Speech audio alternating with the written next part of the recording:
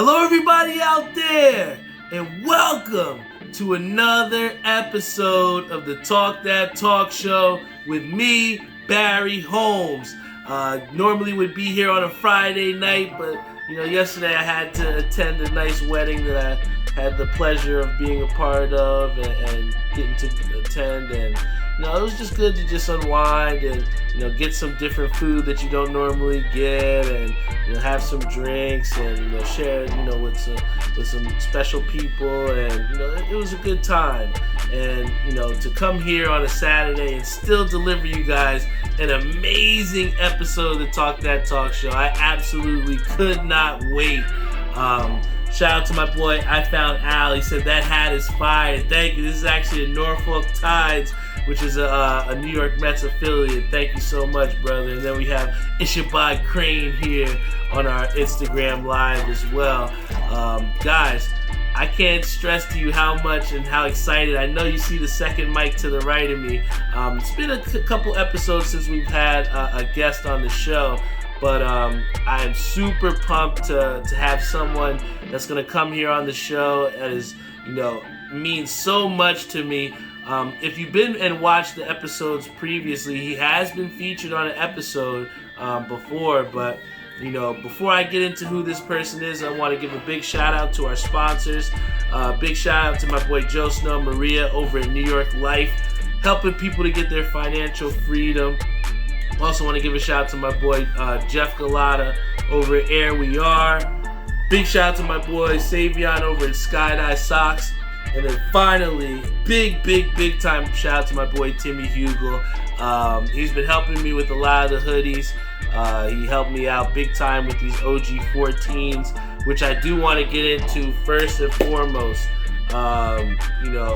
When I had talked to you guys on the episode God Lives Through, I pretty much had poured my heart out to you guys about just how much Andrew had meant to me, and just the effect that he had on so many people. And it's something that we're still trying to get through each and every day. But upon going to the service, and upon still feeling that sense of emptiness, I definitely wanted to do something more. And it was just within my body, and I just said, and I told you guys before, that I just wanted to do something to make sure that I kept the promise that my boy's name would live on forever. And like I said, the OG 14s were a shirt that we had just dropped, not even I think a couple days ago, and we had made it the green and white to symbolize his love of the New York Jets. We put a quote on the back of the shirt. It's literally one of my favorite shirts now, and have to say it's probably the best shirt that I feel like I've ever made, because at the end of the day, you can still use your brand to create a logo and create whatever image and portrayal that you want. But it's one thing when you have your brand stand for something. And, I kept saying this from earlier episodes, and I truly believe it, that this is more than just a podcast. And, for me to be able to use this platform to where we sold out over 36 shirts in less than 6 hours, and was able to raise over $800 to then donate to my friend's family. It's something that means the world to me, man. And I've said it before that he had such an effect, and so many people have told me that they're proud of me and they're thankful for me for doing this for him. And for me, I thought it was only right. And it doesn't, like I said, it doesn't stop, once someone's hit the ground. Like, I just truly believe that, with me in this podcast, I just want something more than just a mic and just, downloads or, views or subscribers. I want to have an impact on the community around me and the people that mean the most to me. And, to utilize my platform to not only tribute my friend both on an episode, but, also to then put him on a shirt and in a positive way, so that, people can continue to remember him and wear his name proudly. That meant something to me. And, that's why this show is just so important, man. And I appreciate every single one of you that, contributed towards donating for the shirts, and, to say that we have made something that, we'll be able to donate to my friend's family. Like I said, that's the reason that, it makes you get up the next day to go do something positive, man. So, I was so excited to come here on this show and tell you guys that news. And then to have one of my very, very best friends. If you know me, you know him for a long, long time. This guy has been one of my best friends. And I'm just excited to have him here on the show. So without further ado, please give a big warm round of applause for my boy, Admiral Matthew Smedick. Oh, man. How you doing, Admiral? Good, man. Good. Good to be on. Hey, well, look at you coming so festive in the I think it's the OG8 or whatever, a Christmas sweater. I appreciate you so much for coming in attire and showing us just your love for the Talk That Talk show already by having the crew neck on, man. I gotta bless you with something here. So we're gonna untraditionally here, because we're all about doing things a little bit different. We're gonna actually start out with the beer review here, and can you talk a little bit about what you like in a beer, Admiral, when you're going to try and find a beer that you're going to try out? Yeah, for me, and I really am an IPA guy for the most part. So, when I'm going to a restaurant, I'm looking to drink something, just have a burger, some carbs. I'm looking to go for an IPA, and typically I'll go for like a Trogs or a Dogfish Head, but this looks We'll see. This looks interesting. Yeah, this one's actually a slightly mighty low-cal IPA, man. So I found it as actually one of my 12 days of Christmas that my mom, it's a nice family tradition that she's started. Big shout out to my mom. But this was one of the beers that she actually put for me. And I was like, dude, what better person to share a beer with than the Admiral himself, man. Dude, we've come a long way from the college days of drinking shitty alcohol, huh? $12, $13 Vlad. Oh my God, the Vladimir was disgusting. And then we'd be making Skippies with what were we drinking at the time? Lion's Head or whatever? Oh my gosh. It was some poor times, Best head in town, Lion's Head.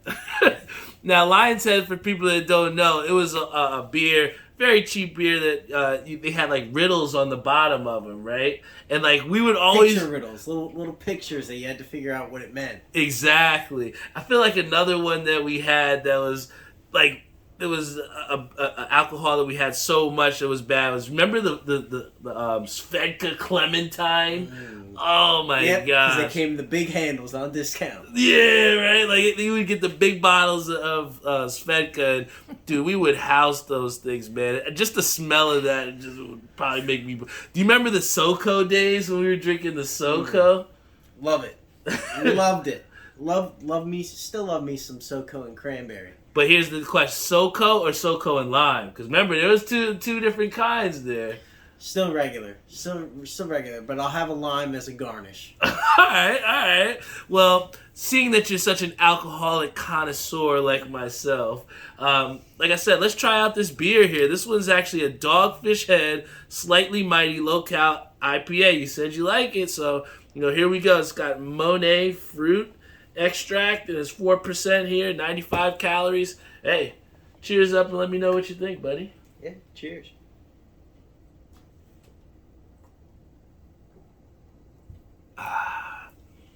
Ooh, zesty. You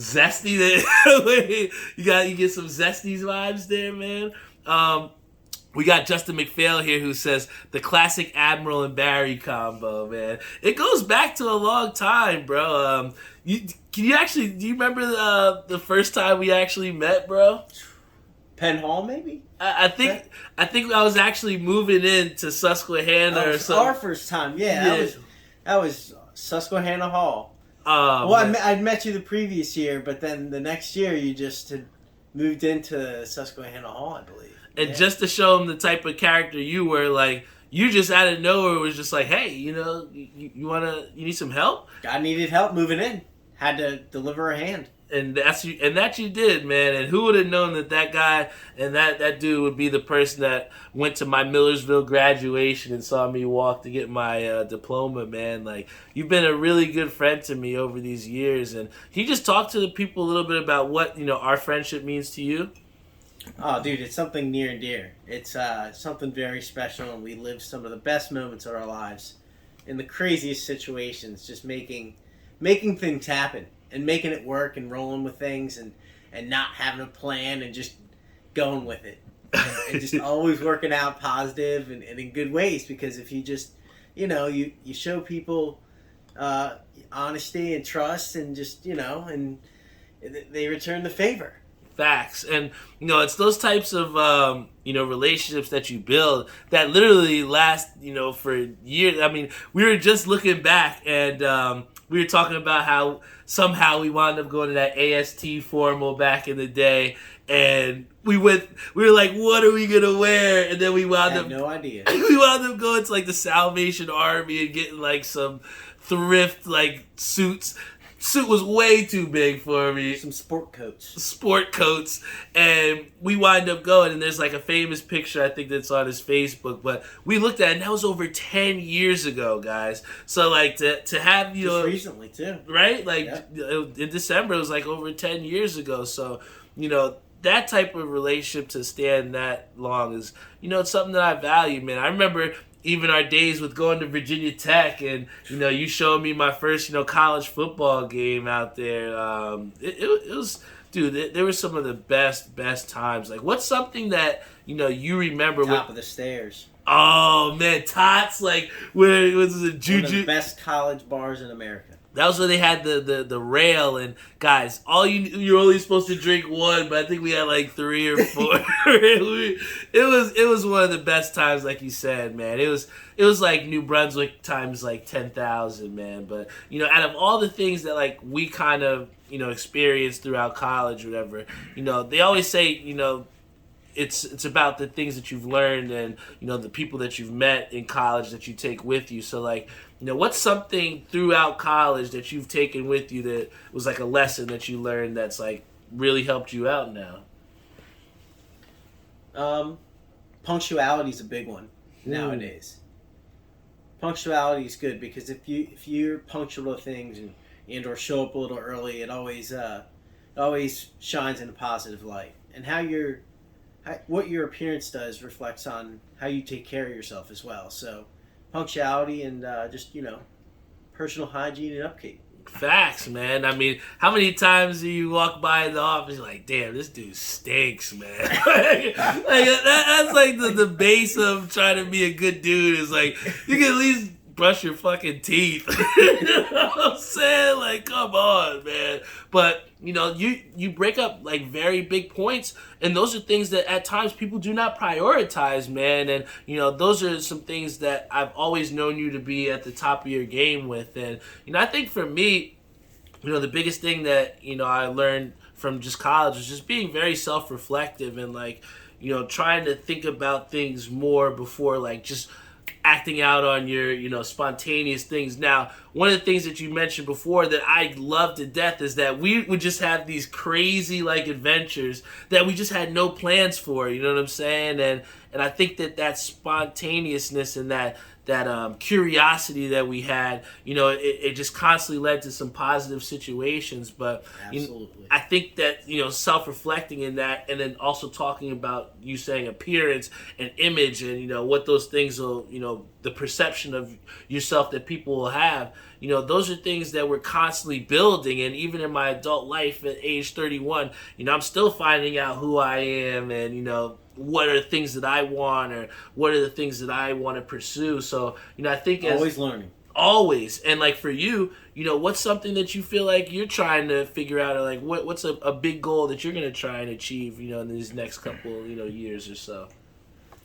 Yeah, man, I'm more of a long-term guy, so I definitely like to think long-term, and just everything that I put money into and that I buy, I usually try to invest a lesser or equal to value of that, to just teach me a lesson of like oh, do I need this or do I just want this? And that need and want system is very big because, in our minds we might think like, I really need this, but do we really? So like, how are you able to then separate, what is something that you need as opposed to something that you want?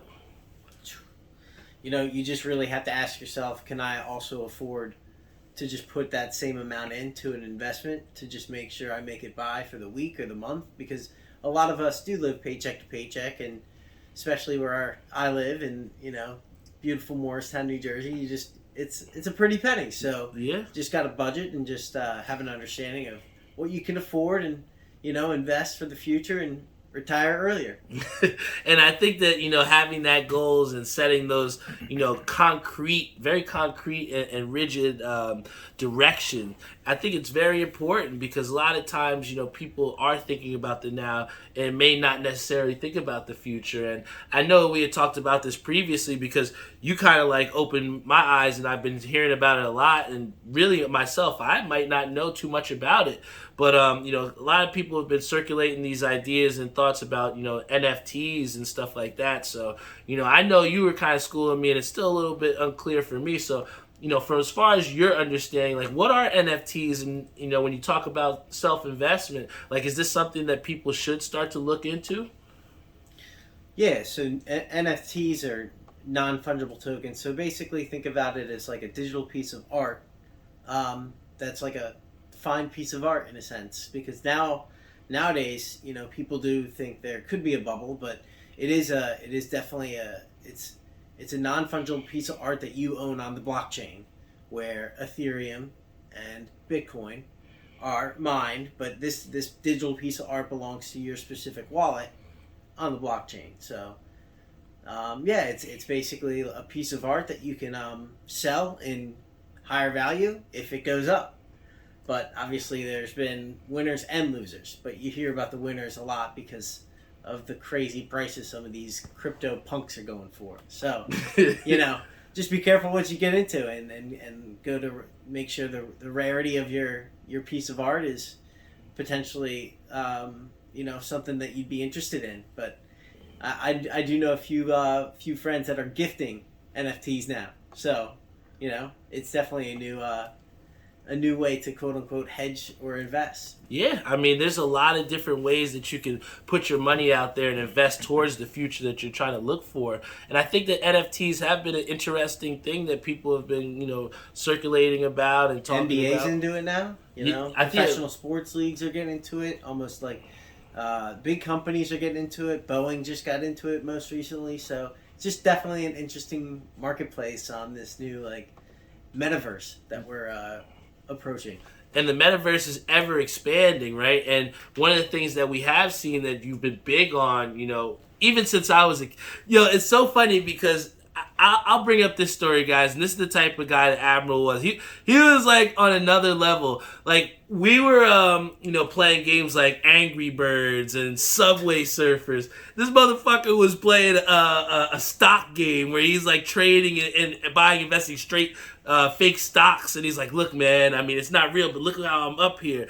And it was just so crazy because I'm thinking about just how I'm gonna try and get through basketball practice and eat. This guy's like playing a game that would involve the stock market. It just is a different type of wavelength you were on. So like now knowing you in my adult life and knowing how big you are into the investment and investing in yourself as far as with the stock market, where has that come from to where you were always back then like intrigued by the stock market, and like how has that affected your life positively now?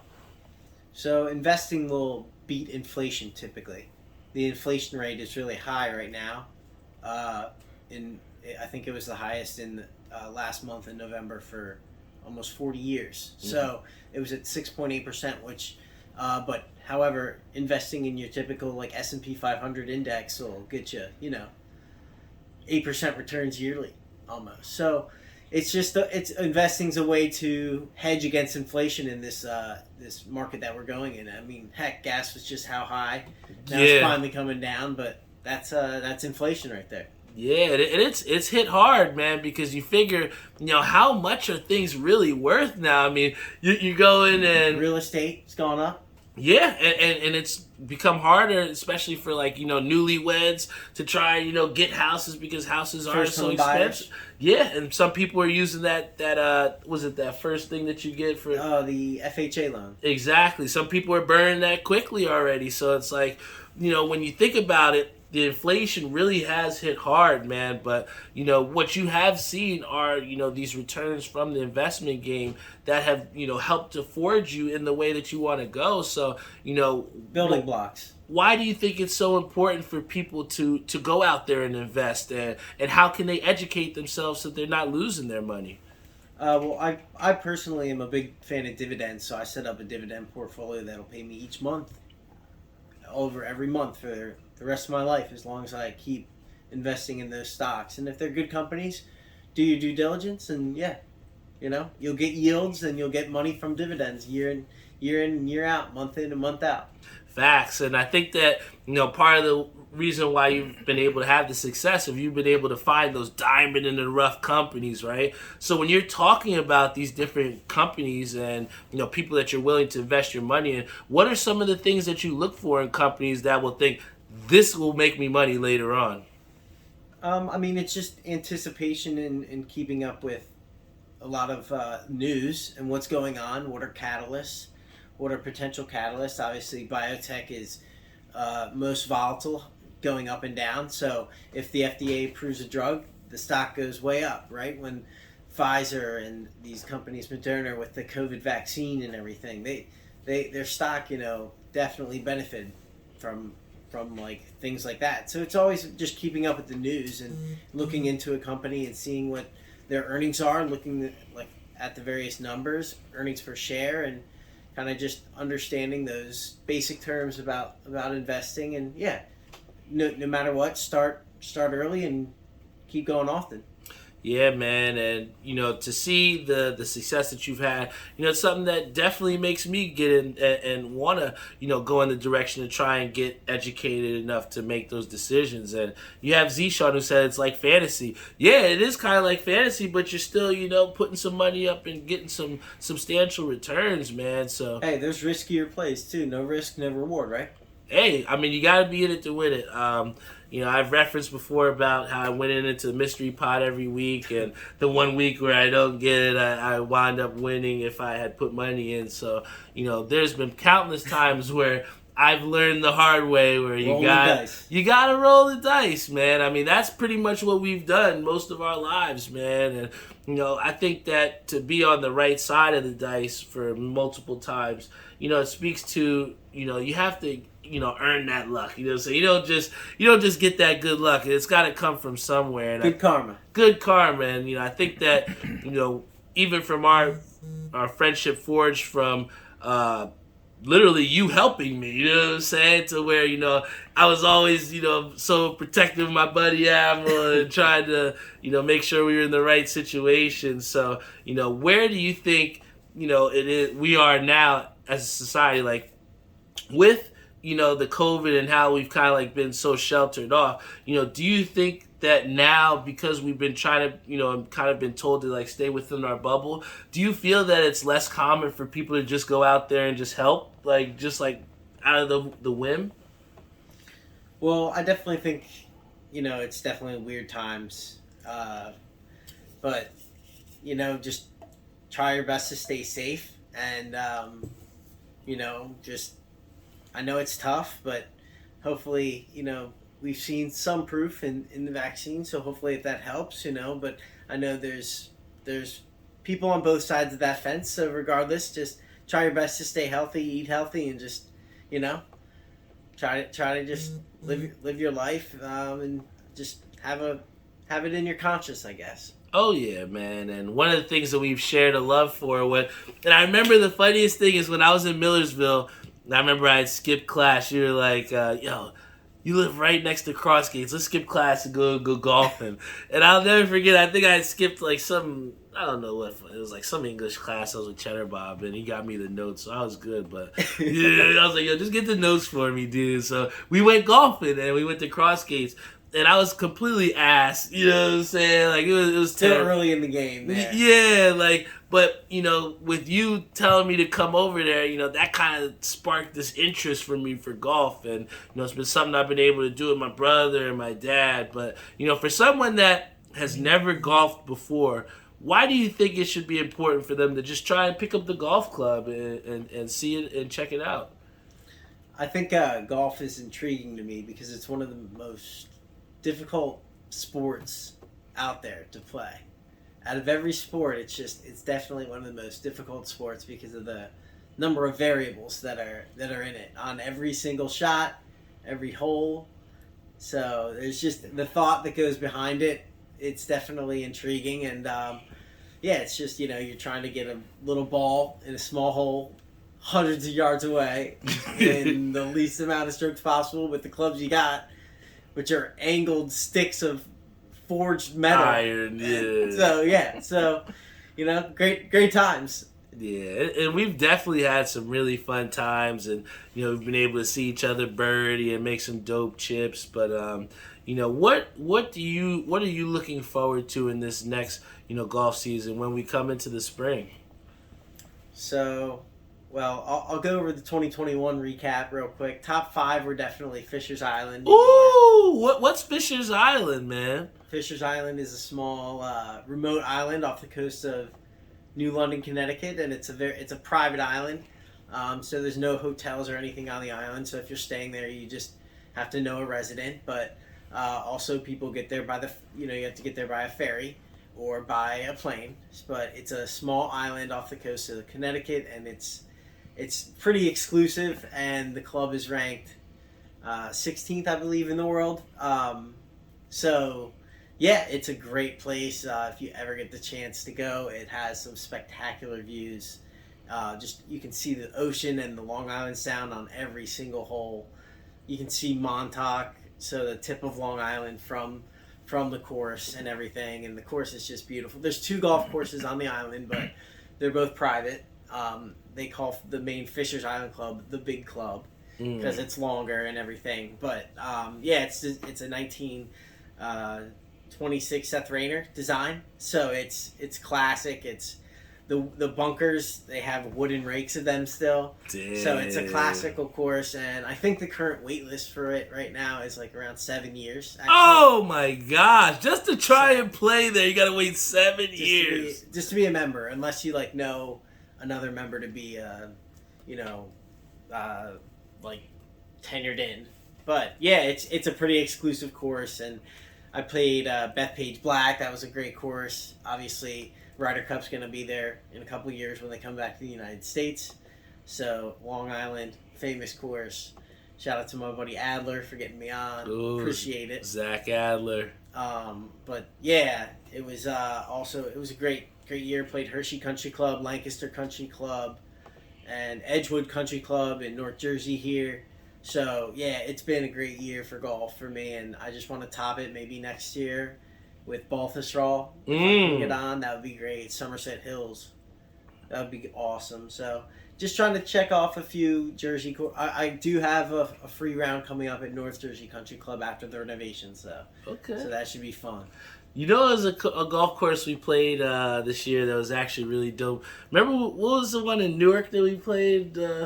Wheat Quick Park. Yes, that was surprisingly dope, man. Short course, but the oldest public course in the state of New Jersey. Yeah, that was it's always funny because, you know, Admiral, he's this low-key, like, history buff. He'll be able to tell you, like, the whole Wikipedia about something before we even get them. Like, how the fuck do you know that? Farmer's manual status, you know? Yeah, you know what I'm saying? But, you know, I know that you're a huge Nationals fan. We were able to get your boy Max Scherzer. Yeah. Just tell us, you know, from somebody that's watched Max Scherzer for so long, you know, what are we getting with the Mets as getting this guy Max Scherzer? Oh, Max is a gamer. The guy he buckles down at the right times. He's an all-star Cy Young winner. So he's definitely a gamer, and he'll give you all he's got. I don't know how many more years he's got left in him. Possibly 2 to 3, in my opinion, if he stays healthy. Mm-hmm. But he has been he does have his health issues. He's up and down sometimes, but he usually does bounce back though, pretty quick. I'll say that for a pitcher, he's ruling and grueling to get back to the hill. So yeah, and I think that one of the things that will also help the Mets that we've seen in recent, I guess it was breaking news today, but we saw how Luis Rojas wasn't the right fit. We saw how, Carlos Beltran, even before he managed the game, wasn't the right fit. We've seen where the Mets have kind of went with these low experienced guys, and it hasn't really, panned out to help us. Even the guy, I forget what his name was, Mickey Callaway, we saw that he wasn't exactly a great fit. So we haven't really had those successful, experienced managers. So here on Breaking News, we get that the Mets are going to get Buck Showalter. We went to a couple games in the Orioles. Remember when Big Papi, he pointed gave to him the... Yeah. This guy's earrings were shining from mega. I'm like, yo, Big Papi, I got him too. And he gave me the right in Camden Yards. So that was dope. That was cool. But batting practice. But we saw, Buck Showalter manage his Orioles teams and, teams in the past. But he had some good teams. And one of the things that I said, when my uncle asked, who would I have wanted to see be the next manager for the Mets? And, I had said before to my dad and my uncle that I wanted someone with experience. We've gotten these no experience guys and we've gotten no results. So I wanted to get somebody with experience. So now we get a guy in Buck Showalter who has managerial experience. What do you think, Buck Showalter can do for my Mets? I personally think that he is a great manager. I think he'll bring a lot of positive things to the table for the organization, and I honestly think that the Mets just do their best to stay healthy throughout the year. They should be in competition with Atlanta for the division. Yeah, well, Atlanta coming off of a year where they win the World Series, they are definitely going to be the team to beat, and I think that Miami hasn't done their due diligence to get better. No. Especially with us, taking Starling Marte. I think it's going to be a great pickup for us. The Mets should have one of the best pitching staffs in all of baseball. Yeah, I just hope Jacob deGrom is who we think he's supposed to be. When he is out there, throwing the pill, man, he is a blessing to see, man. And we have Theo who also says staying healthy is a key, but before I let you go here, Admiral, I definitely want to talk about something that we're probably going to be streaming or going out to tonight to see. And that's that Jake Paul and Tyron Woodley fight. First, before we answer who you think is going to win, what do you think of these fights with, Jake Paul, where he's fighting UFC guys, or they call them gimmick fights? What do you think about how these fights are going? And even something where you have Deron Williams, who's going to fight a Frank Gore. I think it's interesting on how people go out of their ways on, he became famous by YouTube, so he's, this quote-unquote YouTube star that is now trying to get in the ring, and, props to him for all the training he's done, because he's really shown what he can do. I mean, there's no questioning that when you win, right? So he has won his bouts. So I mean, if it's a way for him to make additional revenue and pursue that avenue, I'm for it. I get it, dude. Chaser cheddar. But honestly, he has proven that he is not something to just not be afraid of at all. Yeah. Because he's quick. He's gave a few shots to a few star athletes. So I mean, Nate Robinson, though, that was bad. That was bad for the culture, man. I mean, he put Nate smooth, man. That's I think that's when he put everybody on notice that, this guy might got have some pop. head. That's all. Yeah. I think we were, we've all played the Victor Tour's the white guy, he's not going to go out there and do anything. But he's been going and showing that he is a formidable boxer, regardless of whether he's corny, regardless of whether, he's white or whatever, race. We've always been told that, the Mexican boxers or whatever, are those the ones that have the most heart.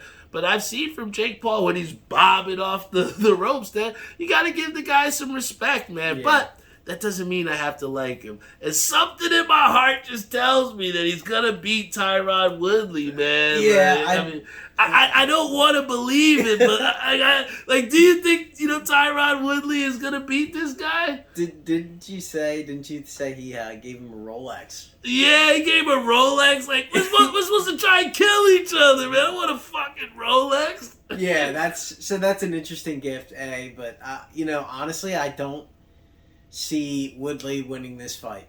I don't either.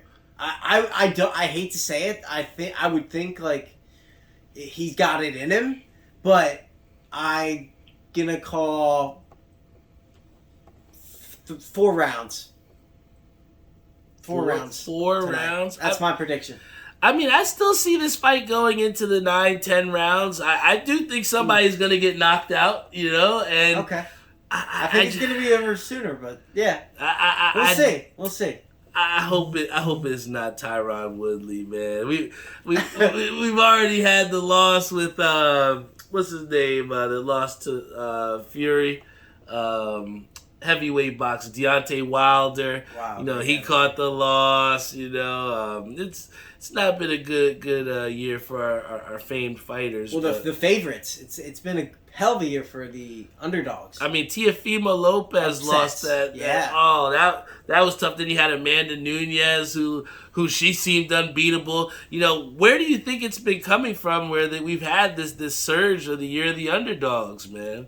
It's been definitely good for the sport. I think to just get people aware about like how intense and like cool, especially with betting now becoming more legalized across the country. It just adds some more reason to like watch the fights, So it's all cool. I'm all for it, and I think it's definitely going to keep growing the sport.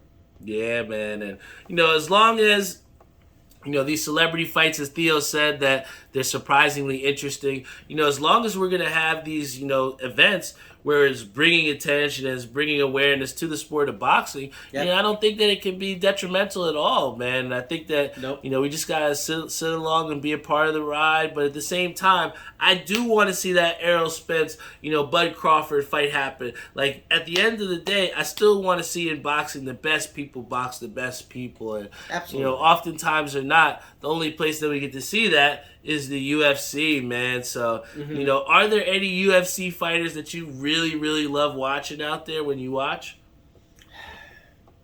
I'm not as big into UFC, but I don't know. I've always enjoyed.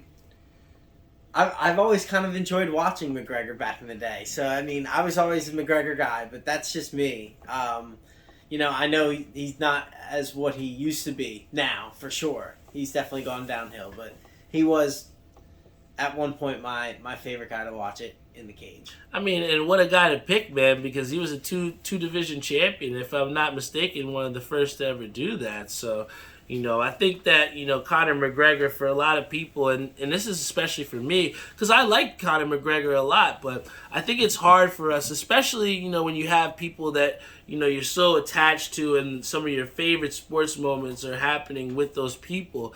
And I think that it's just so hard to see those huge figures start to fall and diminish, It kind of brings to like our own age, where we're like, even seeing a guy in Ben Roethlisberger that can barely throw the ball 15 yards.